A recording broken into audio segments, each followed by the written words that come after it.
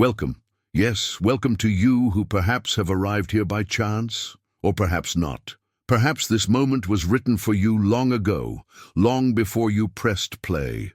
Perhaps unknowingly you have been guided to these words because there is something heaven wants you to hear. And don't worry, I'm not going to issue harsh warnings right away. I'm not going to fill you with fear or rush you. First and foremost, I want you to feel at home. Imagine entering a small chapel in the midst of silence. Outside, the world continues with its noise, but inside, everything stops. The air is calmer, the light softer, and there's a sense of not being alone. Here, in this space, albeit virtual, there are people from many places who, like you, are searching for a ray of clarity amidst so many voices, searching for hope, searching for the truth behind what's happening. This channel is not a place for empty discussions or fear-mongering. Here we discuss what the Virgin Mary has said in various apparitions, how her messages remain alive and urgent today, and how we can prepare ourselves spiritually for what may come. It doesn't matter if you are a person of deep faith or if you haven't spoken to God in a long time, you are welcome here. This is a space for respect, listening, and searching. Perhaps you've felt lately that the world is changing too quickly, that the news seems taken from an impossible story, that values are confused, that there's a void that nothing material can fill. We don't pretend to have all the answers here, but we do want to walk together toward the ones that truly matter. You're not here to be told what to think, but rather so that through messages from heaven, you may find your own path to the light. And before continuing, I want to invite you to do something very simple but important. Subscribe to this channel and activate the bell. It's not a mechanical gesture or just another number on a list. It's your way of saying, I want to keep receiving these messages. I want to be attentive. I don't want to miss anything heaven wants to tell me. Each new video is prepared with dedication, prayer, and the hope that it reaches those who need it. And if you join, you'll be part of this mission. If you decide to stay, you won't be just another spectator. You'll be part of a community that prays, reflects, and shares. Here, every comment counts, and every experience you share is a seed that can inspire others. It doesn't matter if you write a lot or a little. If you simply say hello or share a profound story, your presence makes a difference. I want you to know that no matter what stage of your life you're in, whether you're going through a period of joy or a dark valley, this space is for you, because Our Lady's messages aren't just for times of crisis, they're for every day. They're to remind us that we are loved, that we are guided, and that we are never completely alone, even if we sometimes feel that way. Maybe you don't believe in coincidences, and neither do I. I think you're here because there was something you needed to hear, and if you stay, you'll find out. Maybe it will be today, maybe in the next video, maybe in a quote someone else writes in the comments, but something will touch your heart. So take a deep breath. Let the outside noise fade for a moment, and if you haven't already, subscribe now, not to fill a statistic, but so that together we can be vigilant, so that we don't walk alone in this time when we so desperately need to be awake. Prepare to hear something that doesn't always appear in the news or in everyday conversations. Prepare to look beyond what the eyes can see, because in the next few minutes, we're going to delve into a message that could change the way you see the world and yourself. And if you decide to stay until the end, you might discover why, among millions of others, this message has reached you. Welcome to your new spiritual home. Welcome to a place where words don't stay on a screen, but seek to take root in your life. Welcome to a community that waits, prays, and listens. And now, let's begin. Many have heard rumors. Others have felt deep in their hearts that something big is approaching. But few, very few, know that the date repeated in the prayers of some visionaries, in the whispers of the elders, in the tears of those who have seen the signs with their own eyes, is August 20th. I don't say this to scare you, but so you understand that if you've come this far, it's not by chance. Perhaps this is the last time you hear this message in this way. Perhaps this is the warning you've been waiting for, or fearing. The question you should ask yourself right now is, what if it's true? What if there's no time left to prepare? Imagine for a moment that today is August 19th. The sun is beginning to set, the air has a strange silence, and every sound seems clearer, colder, more present. Your hands tremble a little, not from the cold, but because you know something is approaching. The sky hasn't changed color, the streets are still full of people, but your soul feels heavy. You feel like every passing minute is a step closer to the inevitable. Would you prepare yourself? Would you kneel at that moment to ask for forgiveness? Or would you carry on as if nothing had happened, thinking there's still time? The Virgin Mary, in various apparitions, has warned of days when heaven and earth will seem to stand still. Days when words will no longer serve a purpose, because each person will see the truth of their life reflected before their own eyes. And what I share today is not a made-up story, nor a simple tale to pass the time. It is a call that, according to some testimonies, could have a precise moment, a marked day. And among those days that have been mentioned, one resonates strongly: August 20th. This is not about setting a date for the end, but about understanding that there are moments when humanity dangerously approaches the limits that God allows. You who are listening to me may be alone in your room, or sitting in the living room with the television on in the background, but with your heart attentive. Perhaps you are 60, 70, or 80 years old, and you think you've seen it all. But this message is not for those who think they know it all. It's for those who still have the humility to look to heaven and say, "Mother, guide me," because what is coming is not just a test for the body. It is, above all, a test for the soul. I want you to imagine for a moment that this message arrives to you like a sealed envelope. You haven't opened it yet, but you know inside are words that could change everything. Some people keep it in a drawer, afraid to read it. Others open it immediately, looking for answers. You are here listening, and that means that deep inside you there is a mixture of fear and hope. Fear of what might happen. Hope that perhaps it will be an opportunity to start over. I remember the words of an old man I met at a Marian shrine. He told me, "My child, people wait for signs in the sky, but they don't realize that the greatest sign is within their hearts. The problem is that few want to look at it head-on." And perhaps that is what Our Lady wants today, for us to stop looking outside for what has already been sown within us. Because when the time comes, it won't matter how many books you've read, how many speeches you've heard. What will matter will be the state of your soul. In these first few minutes, I won't reveal everything to you, not because I want to hold you back, but because this message must enter you little by little, like water seeping into dry earth. If I told you everything now, perhaps you would listen with your mind, but not with your heart. And today we need to listen with our hearts.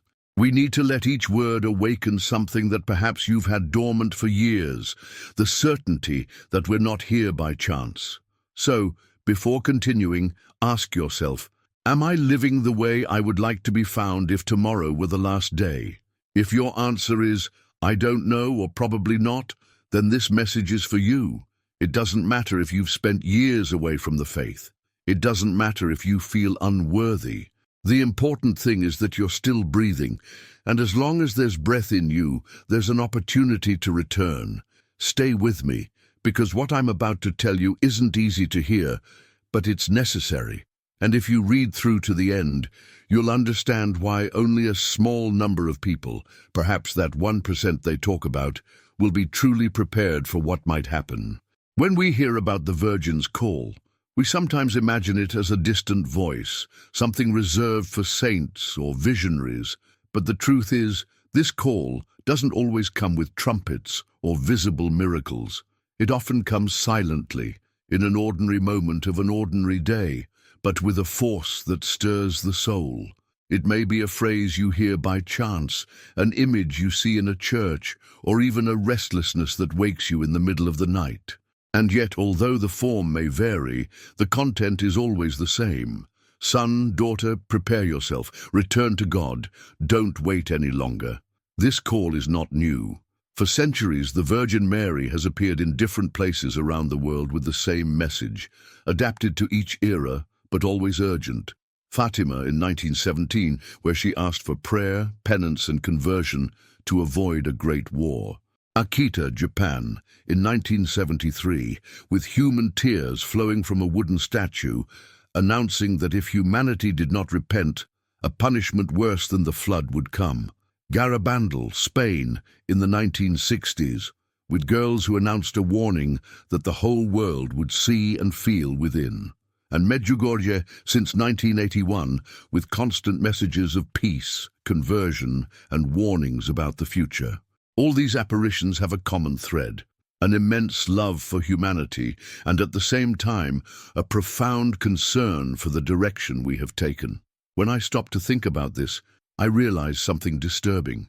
It doesn't matter if it was 100 years ago or just a few days ago, the warning always comes, but the world's response is almost always the same: indifference. The word of Scripture is fulfilled. They have eyes, but they do not see. They have ears, but they do not hear. And it is precisely this indifference that could explain why, when the time comes, only a small percentage of people, perhaps that 1%, will be ready to spiritually escape what is to come. The Virgin Mary does not appear before us to frighten us, but to save us. But like any loving mother, she cannot remain silent when she sees her children in danger. And this is where August 20th becomes a symbol, a date that should not necessarily be understood as the end of everything, but rather as a reminder that time is limited and that we cannot continue to postpone the most important decision of our lives, to whom we give our hearts. In the context of Marian apparitions, there is a repeating pattern. First, a gentle call, almost like a whisper: pray, convert, reconcile. Then, a stronger warning: if you don't change, difficult trials will come.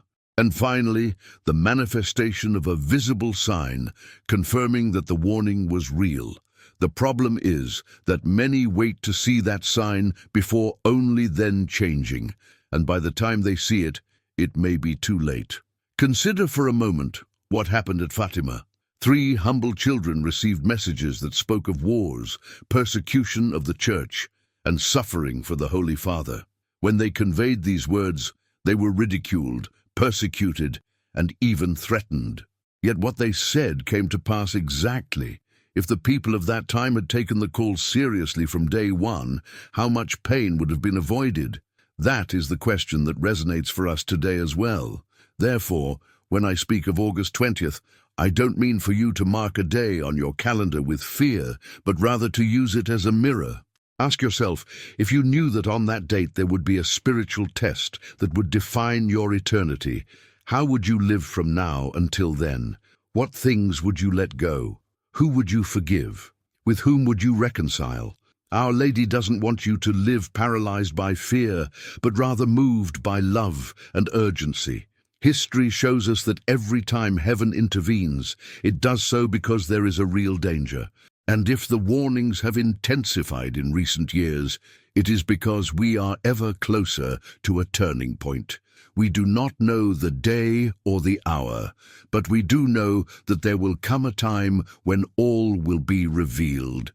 And when that moment comes, it will be like looking into a mirror that does not lie. There will be no excuses, no masks, no way to deceive God or ourselves. Meanwhile, we're here, listening and deciding whether to take this call seriously or let it pass. Not everyone will have the grace to hear this message before that day arrives. You will, and it's no coincidence. Stay with me, because what I'm going to tell you next is how we're already seeing signs that confirm that what was announced is not a remote possibility, but a reality that advances silently and faster than we imagine. We live in times when the signs are there for everyone to see, but few stop to interpret them. It's as if we were walking down a street full of illuminated signs, warning us of danger, and yet we continue to look at the ground, distracted, without looking up. What Our Lady warned us about in so many apparitions is not a set of abstract symbols. They are realities that if we open our eyes, we will clearly see in our daily lives. Look around you. The weather seems to be getting more and more extreme. Prolonged droughts in once fertile places, torrential rains and floods in areas where they didn't usually occur, fires that consume entire forests and darken the sky for miles around. Some attribute this solely to climate change, others see it as part of the Earth's natural cycle. But those who have listened to Marian messages know that Our Lady often spoke of nature rebelling against man as a consequence of his sin and his estrangement from God. It's not just the land that seems to be suffering. Look at the nations. Conflicts that seemed impossible a few years ago are now daily headlines. Entire families fleeing their homes in search of refuge. Leaders speaking openly of war and weapons with chilling coldness. And meanwhile in the cities, violence, insecurity, and a general sense of mistrust are growing. All of this is not new, but its intensity and frequency are different. It's as if everything is speeding up. The Virgin Mary, on more than one occasion, warned that there would be a time when confusion would reign even within the Church. And it is not difficult to see how many faithful today feel disoriented, not knowing whom to trust, seeing how eternal doctrines seem to be relativized, and how the faith of some is growing cold. This is also a sign. When the shepherd disperses, the sheep are exposed, and it is precisely in these moments that the enemy takes advantage to sow fear, division, and despair.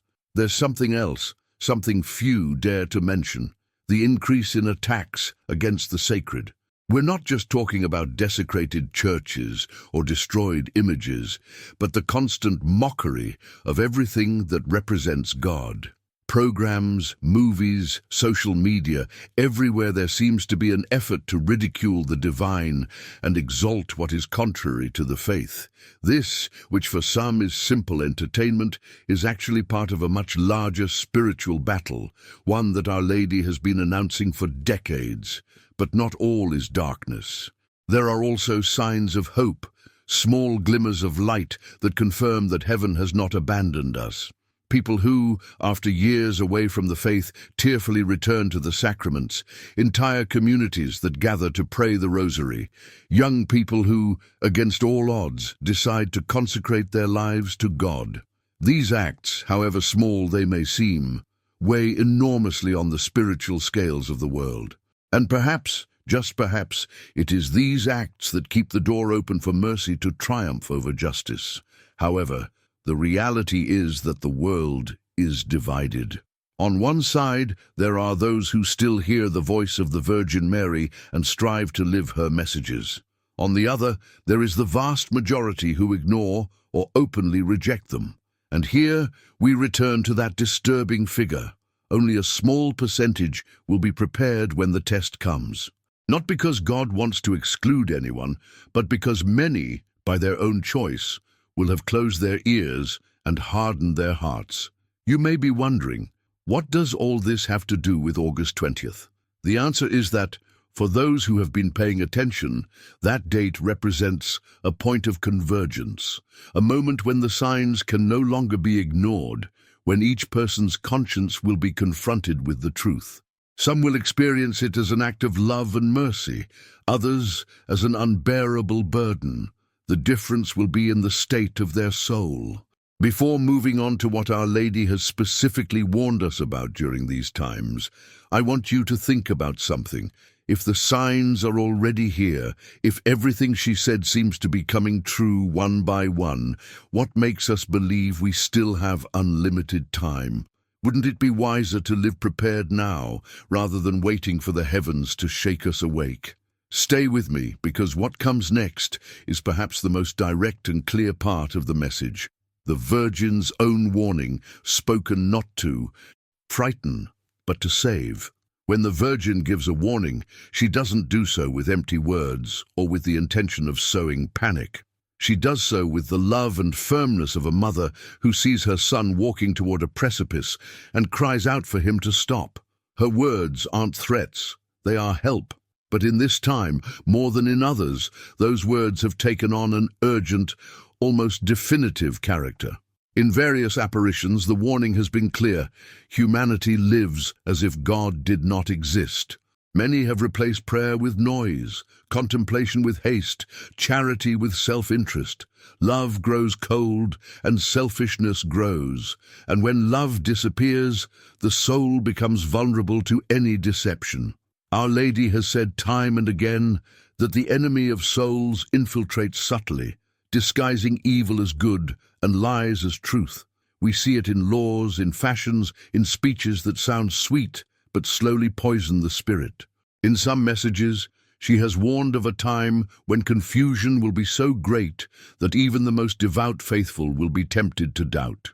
A time when persecution of the faith will not always come with chains and prisons, but with mockery, discredit, and pressure to abandon everything that smacks of the gospel. And for many, this pressure will be more difficult to bear than any physical prison. The warning also included mention of a warning or illumination of conscience, a moment when, no matter where we are, we will see our soul as God sees it. There will be no way to run away or hide anything. Everything will be visible, the good and the bad, the hidden and the obvious. For some, it will be a moment of immense grace, an opportunity to repent and change their lives. For others, it will be a painful, unbearable shock because they will see how much they have rejected God's love. And this is where August 20th, mentioned by some seers and considered a probable date for a powerful spiritual event, makes sense. Not because we know for sure that the warning will occur on that day, but because the coincidence of signs and warnings invites us to live as if every day could be that day. Because if we wait until we have the exact date to act, it will probably already be too late. In a message given years ago, Our Lady said, "When all seems lost, then I will come to show you that my heart triumphs." And although these words fill us with hope, they also imply that there will come a time when, humanly speaking, it seems there is no way out. That moment of darkness, that extreme trial, is not meant to destroy us, but to purify us. But purification is not a comfortable process. It hurts, it burns, and it demands that we renounce everything that binds us to sin. Many hear these warnings and treat them as old tales, as the superstitions of simple people.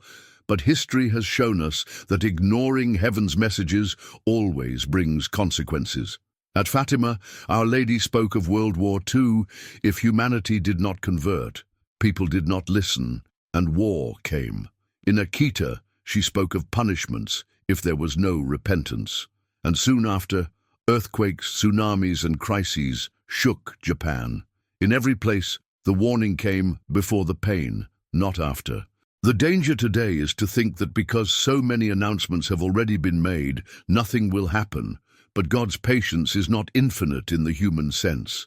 He waits, yes, but there also comes a time when He allows us to reap what we have sown.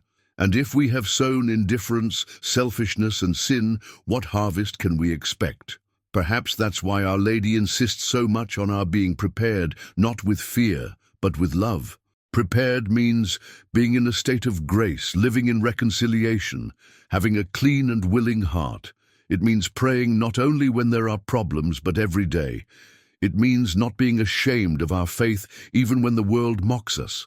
And above all, it means trusting that her Son has the final word, even in the midst of the darkest storm. I want you to listen carefully to this. The warning is not the end. It's an opportunity, a final open door before the decisions become final. But that door won't be open forever. And if August 20th arrives with a spiritual event like the one announced, those who have heard and responded to the call will be ready to cross it. Those who haven't may regret not having taken advantage of the time they still have today. Now, to understand the power of this warning, it's necessary to listen to the true stories of those who have already experienced small warnings in their lives, experiences that change them forever. Stories that show that what is announced is neither impossible nor far away, and that mercy always goes hand in hand with justice. Sometimes theory isn't enough. We can hear warnings, read messages, and even memorize prophecies. But if we don't see how they impact the lives of real people, we run the risk of thinking it's all distant, that it doesn't directly involve us. That's why I want to tell you some stories that, although different, have a common thread. They all began with an unexpected call, a kind of personal warning that changed the course of a life. I remember Marta, a 73-year-old woman I met at a Marian retreat. She had spent more than 4 decades away from the church. As a young woman, she had been very devout, but a painful event, the death of her son in an accident, filled her with rage against God. "If he loved me, why did he allow this?" she repeated over and over. For years, she avoided any contact with the sacred. She didn't want to hear about prayers, masses, or images of the Virgin. But one night, for no apparent reason, she dreamed she was walking alone along a dark path. At the end, she saw a dim light and a female figure extending her hand to her. She didn't speak. She just looked at her with immense tenderness. Marta woke up crying, with a phrase engraved in her heart, "Come back before it's too late." 2 days later, without fully understanding why, she entered a church and asked to confess. Today, Marta says that moment was her warning, her small illumination of conscience that saved her soul. Another story is that of Ernesto, a 68-year-old man, a former soldier, accustomed to discipline and toughness. He described himself as immune to faith. For him, everything religious was a weakness. However, a sudden illness took him to the hospital, and there, in the silence of the early morning, he felt someone praying at his bedside. He opened his eyes and saw a woman dressed in white with a blue veil, holding a rosary. She didn't say a word, but Ernesto felt an indescribable peace. When he came to, no one was there. From that day on, he began praying the rosary daily and attending Mass. "I don't know if it was the Virgin, but I know it was something from heaven," he confided to me, "and I know it prepared me for what's coming." I could also tell you the story of Anna, a young woman of barely 20 who, after a life marked by addictions and bad company, decided to end it all. One afternoon, she was walking toward a bridge intending to jump when an elderly woman stopped her, staring at her intently. "My daughter, the Virgin Mary, told me to tell you that your life doesn't end here," she said. Anna burst into tears and accepted the help the stranger offered. Today, Anna dedicates her life to helping other young people in extreme situations, and she always says that that encounter was the moment God rescued her from her own darkness. These stories are not tales or exaggerations. They are real testimonies that show that when heaven intervenes, it does so in personal, direct, and often unexpected ways. And if this happens in small, intimate ways, why wouldn't it happen on a grand scale, as the prophecies describe? The warning of so many apparitions could be, in essence, what these people experienced, a face-to-face encounter with the truth of our lives, a moment in which there are no longer masks, only the naked reality of our souls. But there's something that unites all these people. After the encounter, they made a decision. They didn't just get emotional and carry on as before.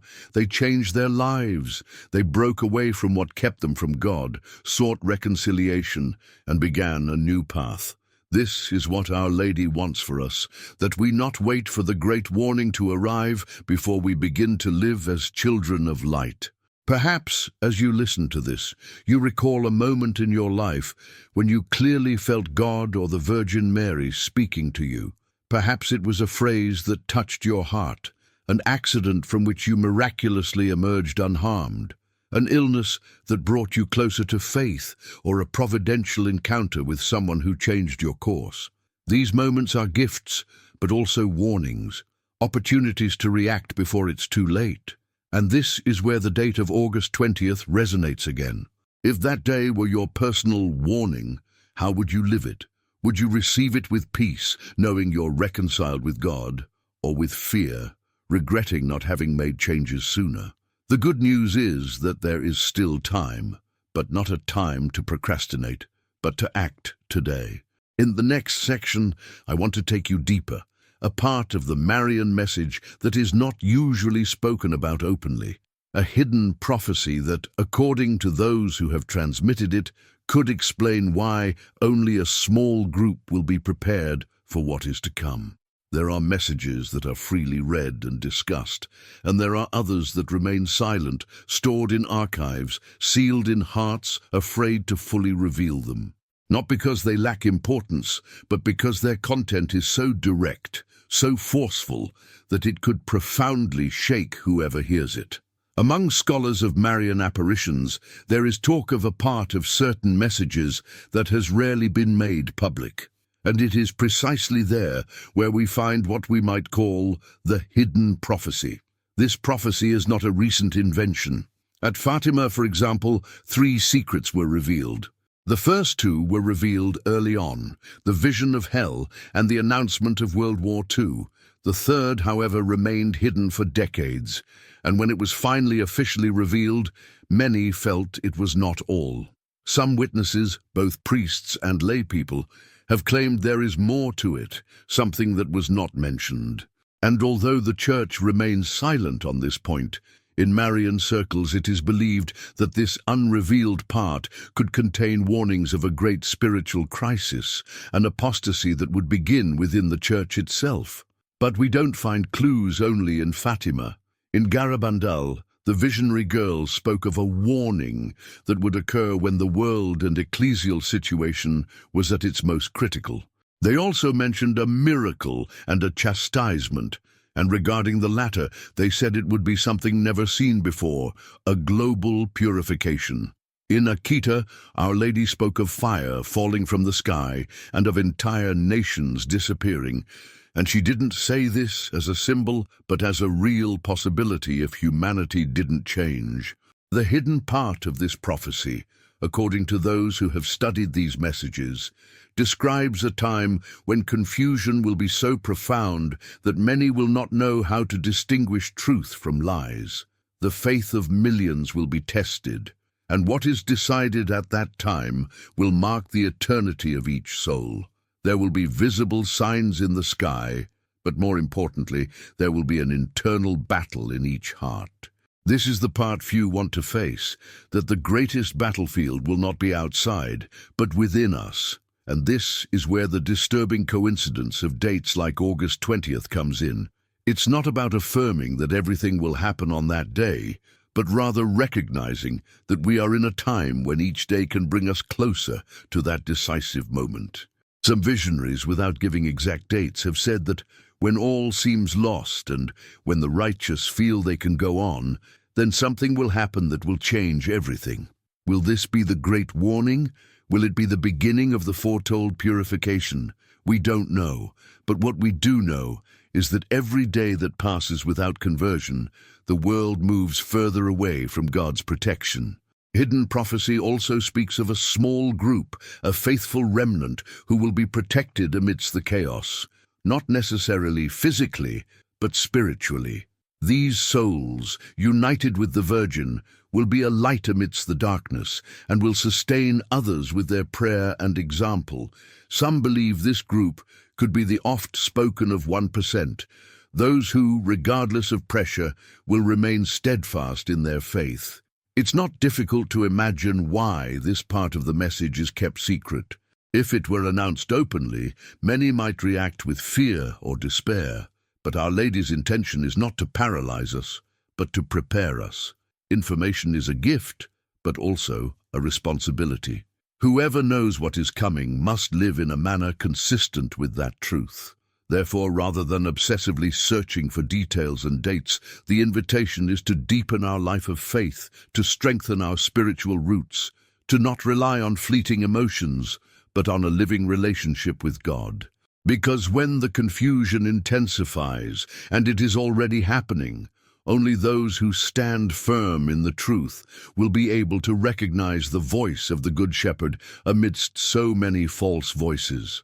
Now that you know a little more about this prophecy that few mention, I invite you to continue listening, because in the next section we will talk about what is expected in the immediate future, according to the Marian messages, and how these might be related to what we are experiencing today.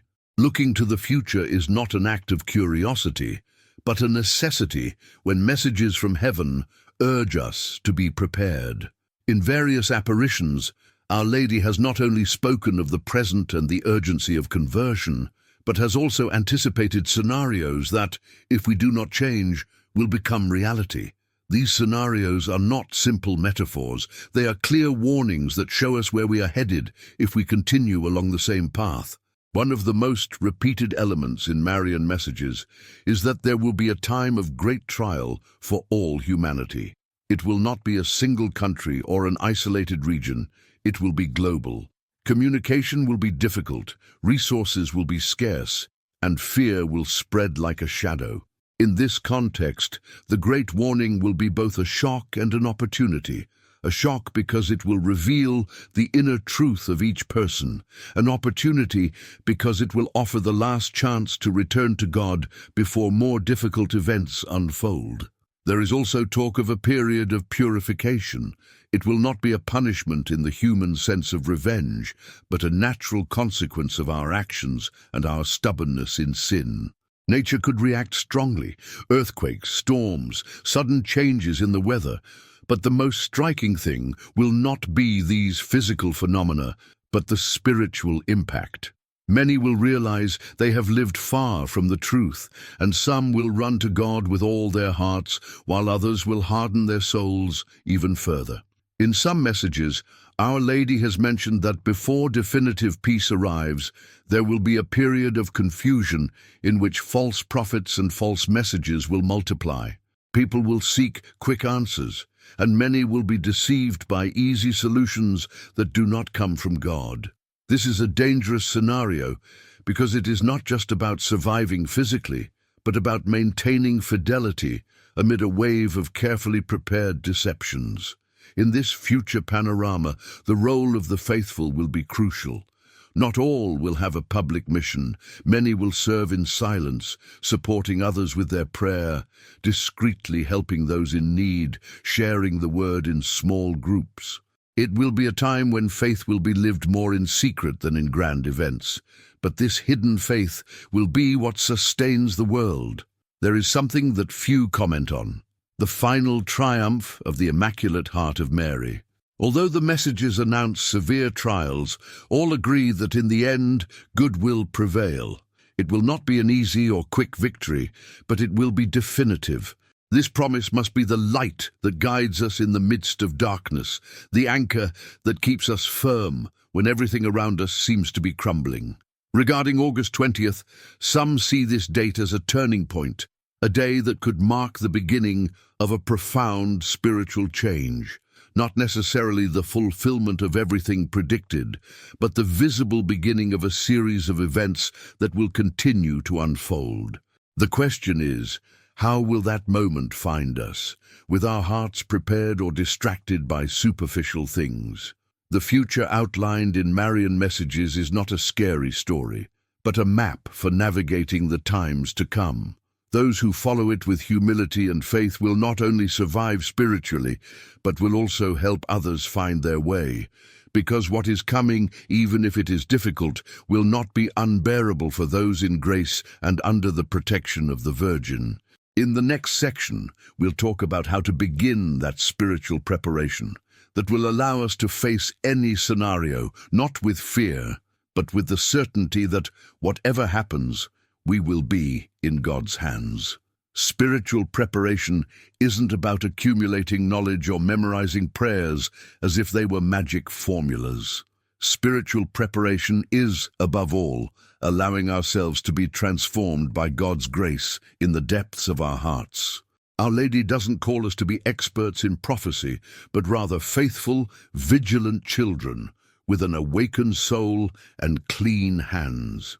The first key to spiritual preparation is constant prayer. It's not just about praying in times of need, but about making prayer a daily dialogue with God. Our Lady has repeated countless times, "Pray the rosary every day," not because the rosary is some senseless ancient custom, but because it is a powerful spiritual weapon against darkness. Each Hail Mary, each meditated mystery, is like a drop of light that dispels the darkness of the soul and the world. There are people who say, "I don't have time to pray," but if they knew the value of a single rosary well prayed, they would find time, even in the early morning or in the middle of work. The second key is frequent confession. We cannot expect to be prepared if our souls are burdened with sins we have not entrusted to God's mercy. Confession is not a punishment or humiliation. It is a liberation. It is like cleansing a wound so it can heal. There are people who have gone years without confession and believe that it is enough to make peace with God directly.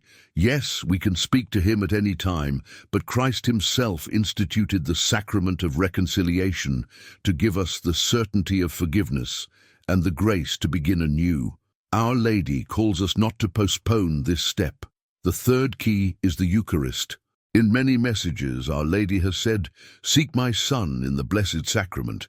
Therein lies our strength, our peace, our nourishment for the journey. Whoever receives communion in grace receives Christ Himself into their soul, and this transforms everything." There are those who attend Mass only on special occasions, but in times of trial, we need to nourish ourselves spiritually more frequently. The fourth key is the Word of God. It's not enough to have a Bible in the home. We must read it, meditate on it, and allow its words to confront and guide us. In times of confusion, God's voice in Scripture will be like a beacon showing us where to go. The Virgin Mary never presents herself separate from the Word. On the contrary, everything she says points to her Son and His gospel. And the fifth key, perhaps the most difficult, is forgiveness. There is no true spiritual preparation without reconciliation with those who have hurt us. Resentment is a chain that binds us and that the enemy uses to prevent us from moving forward. We may not be able to immediately forget what was done to us, but we can choose not to nurture hatred. Our Lady calls us to forgive because she knows that forgiveness frees, heals, and opens the heart to receive more grace. This spiritual preparation isn't achieved in a day, but every step counts. And most importantly, we shouldn't wait until we feel like it. Conversion begins with a decision, and that decision is made now. If August 20th or any other designated day arrives and finds us on the path, sincerely seeking God, we will be in good standing. It's not about being perfect, but about being in the process, being vigilant and constantly open to grace. In the next section, we will talk about material and physical preparation, not as an act of fear, but as a form of prudence, so that body and spirit are in harmony in the times to come. When we talk about material and physical preparation, some are quick to say that this is a lack of faith, that if we trust in God, we shouldn't worry about anything. However, the Virgin herself, in various messages, has advised us to be prepared also in concrete matters. Not to live obsessed with the future, but so that when difficult times arrive, we don't fall into despair or become distracted from what is essential, which is the life of the soul. Material preparation begins with the most basic: water and food. On many occasions, Our Lady has asked us to have holy water at home, and in some messages, water to drink in case the supply is interrupted. Food, preferably non-perishable, is a simple way to ensure we can sustain ourselves and help others in an emergency situation. It's not about hoarding without measure, but rather having what we need for a few days or weeks, always remembering that what we save is not only for ourselves, but also to share. Another element that has appeared in various Marian recommendations is the presence of blessed candles, not out of superstition, but because during certain foretold events, such as the 3 days of darkness, only blessed candles will burn. Even if we don't know when or if we will experience that event, having them is an act of obedience and faith. The physical light at those times will also be a sign of the spiritual light we must keep burning in our hearts. Our Lady also advised keeping a visible crucifix in the home, sacred images, and above all, the Bible in a central place. These objects are not amulets, but reminders of our identity and our trust in God. In times of trial, seeing a crucifix or an image of Our Lady can give us the strength to persevere. From a physical perspective, preparation includes taking care of our health. We cannot serve or help if our body is weakened by avoidable neglect. Eating well, getting enough rest, maintaining a minimum of physical activity, all of these are also part of the mission God entrusts to us. The body is the temple of the Holy Spirit, and we must treat it as such. As for home organization, it's wise to have basic items on hand, such as flashlights, batteries, necessary medicines, warm clothing, and, if possible, a small first aid kit. Not because we're going to hide from the world, but so we're ready to face any disruptions in our daily lives without losing our composure. However, material preparation only makes sense if it is linked to spiritual preparation. It's useless to have a full pantry, but a heart empty of grace. It's useless to have blessed candles if the light of faith is extinguished. Our Lady calls us to a balance, to act prudently in the physical, but to place all our trust in God, in the spiritual. Furthermore, material preparation allows us to help. Perhaps on the day a trial comes, we won't lack anything, but our neighbor, a friend, or even a stranger might. And at that moment, what we save can become an instrument of charity. Thus, prudence becomes an opportunity for love. We don't know if August 20th will bring an event that disrupts normalcy, but we do know that any unforeseen event is more bearable when we're organized, and even more so when that organization comes from a peaceful heart, because true preparation isn't measured by the amount of stuff we accumulate, but by the readiness of our spirit to face whatever comes. In the next section, we will talk about Mary's consolation, how her messages, even the harshest, are imbued with hope, and how she wants to sustain us in the most difficult moments. Amidst the warnings, the unsettling times, and the seemingly grim prophecies, there is one constant in all of Our Lady's authentic messages. Her voice never ceases to be that of a mother, and a mother, even when she warns firmly, does so with a heart full of tenderness and love. Our Lady doesn't come just to tell us what we should avoid. She comes to show us where we can take refuge and how to remain at peace, even when the world is shaken. Her words always carry an undertone of hope. Even at Fatima, when she showed the children a vision of hell, she didn't do so to frighten them beyond hope, but to make them understand the urgency of praying and saving souls. And after that powerful vision, she gave them the most luminous promise: "In the end, my immaculate heart will triumph." This phrase is a beacon that shines above any storm, a certainty that spans centuries and remains intact today. In Akita, after speaking of severe trials, he also assured us that those who remained faithful would not be abandoned. In Medjugorje, although he often warned of what was to come, he always reminded us that he is with us, that he prays for us, and that he covers us with his mantle. These are not empty metaphors, they are spiritual realities. Mary's consolation is not a nice idea to calm anxiety. It is a real presence that sustains millions of children around the world. There's something that impresses me deeply. In many testimonies, people who have gone through extreme moments, serious illnesses, persecutions, catastrophes, tell us that they physically felt the Virgin Mary's closeness. Some say they perceived her scent, others that they heard her voice, others that they simply felt a peace that could not be explained by any human means. This is the consolation she brings. She doesn't erase the trial, but gives us the strength to endure it. The Virgin also consoles us by reminding us that nothing we do out of love is lost. Every prayer, every act of forgiveness, every renunciation of sin for love of God weighs in the invisible balance of eternity. Sometimes we think our small actions are useless, but she assures us that it is precisely these actions that change the course of events more than we imagine. And there is something else: her promise to intercede for us at the moment of death. In several apparitions, she has said that she will accompany those who live consecrated to her heart in their final hour, so that they may not fear and may enter into the presence of her Son. This is perhaps the greatest expression of her maternal love. She prepares us not only for life, but also for the definitive passage toward eternity. Therefore, even though we talk about August 20th and any other date that may worry us, we must remember that fear is not the goal. The goal is trust. Knowing that if we live close to God, under the mantle of Mary, there is nothing to fear.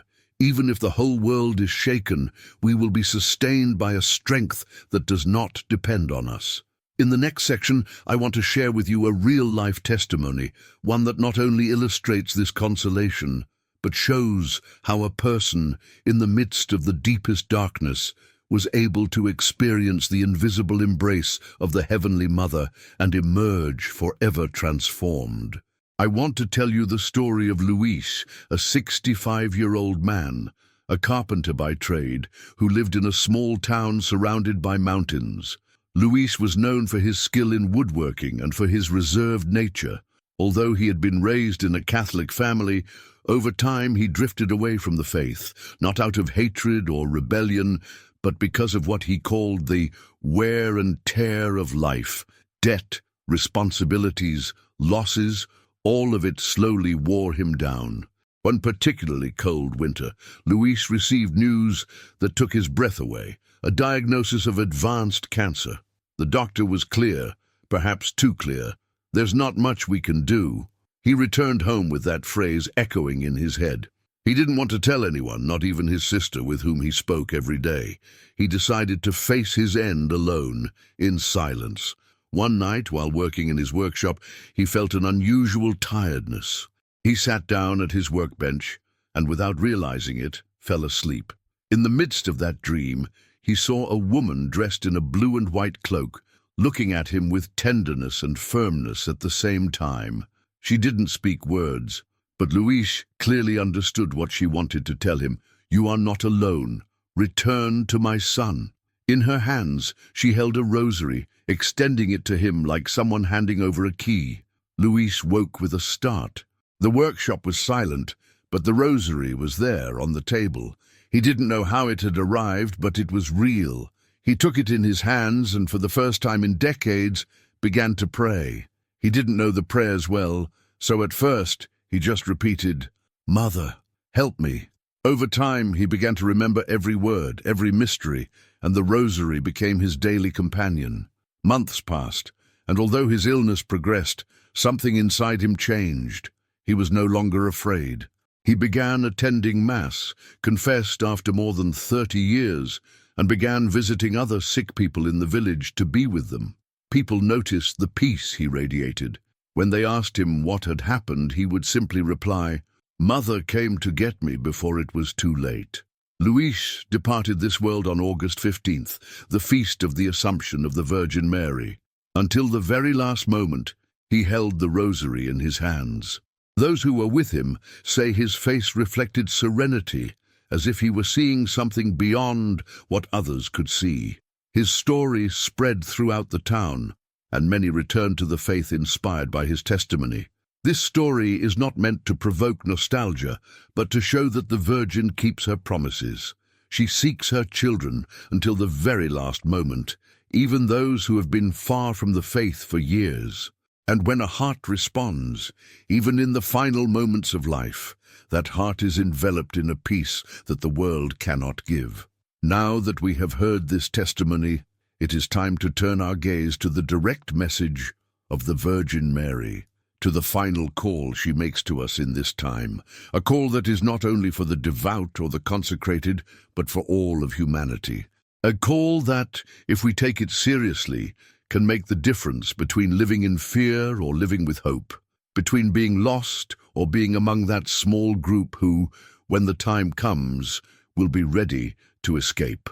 The Virgin Mary's final call does not come wrapped in complicated speeches or difficult-to-understand theories. It comes like the clear voice of a mother who looks into her son's eyes and says, "It is now, not tomorrow, not when you have time, not when you solve your problems, now." Throughout the years, this call has been essentially the same: conversion, prayer, penance, and love. But today, more than ever, Our Lady speaks to us with urgency. Not because she wants to rush us senselessly, but because she knows that the time for mercy is shortening and that every day lost is an opportunity that will never return. In some recent messages, you've made it clear that many are lost, not because of ignorance, but because of indifference. They listen, they nod, they even get emotional, but they don't change anything. And indifference is more dangerous than outright rejection, because it numbs the soul until it's too late to react. Our Lady insists that we must live in a state of grace. This means confessing frequently, participating in the Eucharist, praying the Rosary daily, reading the Word of God, and practicing works of mercy. But it also means something deeper: deciding each day to whom our heart belongs. We cannot serve two masters. We cannot say we follow Christ and at the same time live according to the world's values. In this time, the call also includes a mission: to be a light for others. She doesn't ask us to shout in the squares or argue on social media. She asks us to show, with our lives and our example, that there is a different way. When all around us is darkness, may our faith be a burning lamp. That light is not ours. It comes from her Son, but it passes through us to reach others. The Virgin Mary knows that many are afraid of what may come. Therefore, her call is always accompanied by a promise: do not be afraid. I am with you. I cover you with my mantle. This is not a poetic phrase. It is a spiritual reality. Whoever takes refuge in her protection is not abandoned. They may face trials, yes, but they will never be alone. For some, August 20th is just a date. For those who have heard and taken the call seriously, it is a reminder that time is running out. Something may happen that day to shake us, or it may be another day. But the important thing is that when that moment comes, whatever the date, it finds us prepared. Prepared to look God in the face without fear, to acknowledge our truth and embrace His mercy. In this final call, Our Lady does not promise us a life without pain, but rather an eternity without tears for those who persevere. She warns us that the battle will intensify, that confusion will increase, that false voices will try to lead many astray. But she also assures us that whoever remains united to her Immaculate Heart and the Sacred Heart of Jesus will emerge victorious. I want you to hear these words as if I was speaking to you personally. Son, daughter, heaven is counting on you. Don't let this opportunity pass you by. The stakes are eternal. Don't be distracted. Return to prayer. Return to my Son. He awaits you with open arms. In the next section, we will enter the open ending, that moment in which not all answers are sealed, but rather the most important question is left floating in the heart, so that each person can decide what to do with what they have heard. We have walked together through messages, warnings, signs, promises, and testimonies. We have looked back, remembering the apparitions and words that Our Lady has left throughout history. We have looked to the present, recognizing that many of those signs are already before us. And we have also peered into the future, knowing that not everything is written in stone, because our decisions today can change the course of tomorrow. But now, I want us to pause, not to close this conversation, but to open a deeper one. What will you do with what you've heard? Consider for a moment that this message isn't just another video, not a collection of ideas that will vanish in a few hours. Consider that it's perhaps the last warning before something important changes in your life. Not necessarily a major global event, but a personal, intimate change that will mark a before and after. For some, that change may come on August 20th. For others, it will come on another day, in another month, in another year, but it will come. What will you wish you had done when that moment arrives? Will you keep repeating the same excuses? Will you keep putting off reconciliation with God, with your family, with yourself? Or will you decide that enough is enough, that you no longer want to continue living as if eternity doesn't exist? This is not an end, because the Virgin's warnings do not end with words. They continue in our actions. The outcome does not depend on me or what I might tell you. It depends on you, on your personal decision. The story that began with a call can end in two ways: with a heart that opens to grace, or with one that closes and hardens. In the Bible, Jesus told the parable of the wise and foolish virgins. They all waited for the bridegroom, all knowing he would arrive, but only a few brought enough oil for their lamps. When the bridegroom arrived, the foolish virgins' lamps were unlit, and the door was closed. Not because the bridegroom wanted to exclude them, but because they hadn't prepared themselves. Which group will you be in? Maybe right now you're thinking, I don't know if I can change that much. And it's true, we can't do it alone, but we're not asked to do it alone. Our Lady is here to guide us, to take us by the hand. Christ offers us his grace, his forgiveness, his strength. All he asks of us is to say yes, to take the first step. So I'm not going to close this message with an end, because there isn't one. What there is a bridge. On one side, the life you've led up to now. On the other, the life you could lead if you decide to walk with God. This video, this conversation, is the bridge. You decide whether to cross it or turn back. Now the question remains in the air, not for you to answer quickly, but for you to meditate on. If August 20th were your personal encounter with the truth, would you be ready? If you've made it this far, it wasn't by chance. Amidst the thousands of messages, videos, and distractions that flood our lives every day, you've decided to stay and listen to these words until the end. That means something within you has resonated, that your heart has felt this message was for you. And no, it's not my merit. It's the call of the Virgin, who knows how to reach each of her children. I want you to think for a moment about how many people you know today are living far from God. Friends, family, neighbors, perhaps even people very close to you who have never heard a message like this, or who have heard it but let it pass. Perhaps they too need these words. Perhaps they too need to feel that not all is lost, that there is still time to return, and that time is now. So if this message touched your heart, I invite you not to keep it to yourself. Share it, not out of vanity, not to grow a channel, but to grow the kingdom of God in hearts. A simple gesture, like sending this video to someone, can be the spark that awakens a dormant conscience. I also ask you to leave your comment, not because we need to fill a space, but because your words can encourage others. Perhaps your testimony, your experience, your reflection is just what someone needs to read to take the step toward conversion. Don't underestimate the power of your voice. Every comment is a seed that can germinate in the heart of whoever reads it. The like and subscribe buttons aren't just buttons. In this context, they're acts of mission. Every time you interact with this content, the platforms show it to more people. And the more people who listen to it, the more hearts the Virgin Mary's message can reach. So if you think this message deserves to reach far and wide, help me spread it. Think of it this way.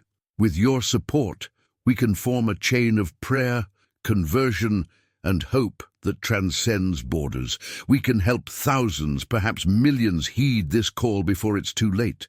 And it all begins with small but meaningful actions. A like, a subscription, a comment, a share. The Virgin Mary is counting on you, not only to receive her message, but to bring it to others. Don't remain on the sidelines. Today, more than ever, the world needs voices that remind us that God continues to speak, that heaven continues to intervene, that mercy remains open to all. And you can be one of those voices. So I leave you this mission. Before the day is out, share this video with at least one person who needs it. It could be a friend, a family member, a co-worker.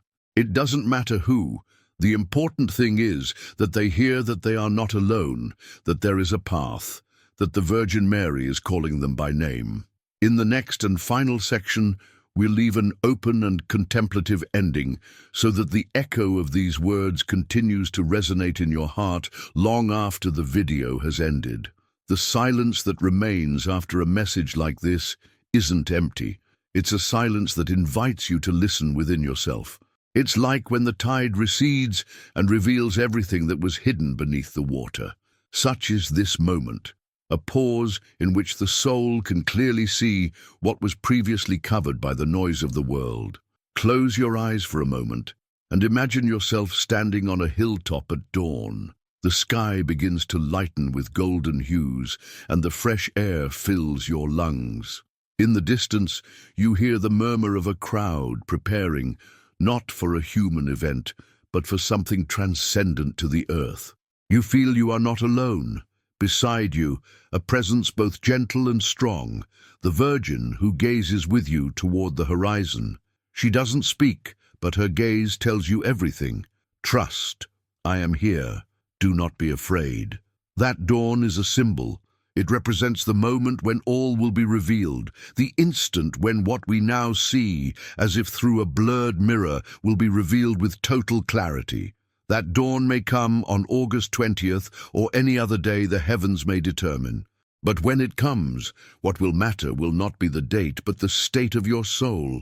Today you have the opportunity to decide not to let that dawn catch you unprepared.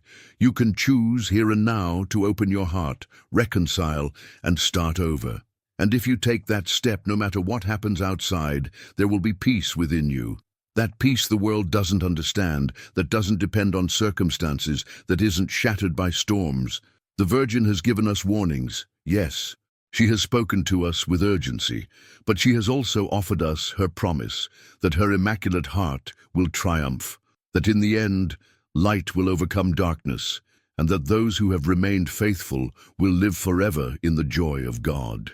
Until that moment arrives, our task is both simple and profound: to remain vigilant, to keep the lamp lit, to live in such a way that each day we can say, "If today were the day, I am ready to go to the Lord."